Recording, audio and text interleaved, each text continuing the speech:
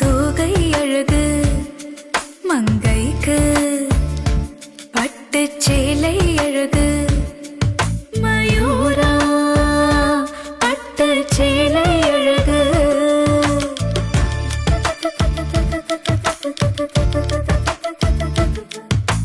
காஞ்சிபுரத்தின் பாரம்பரிய கைத்தறி வரைந்த ஓவியமே மயூரா பட்டு புடவைகளே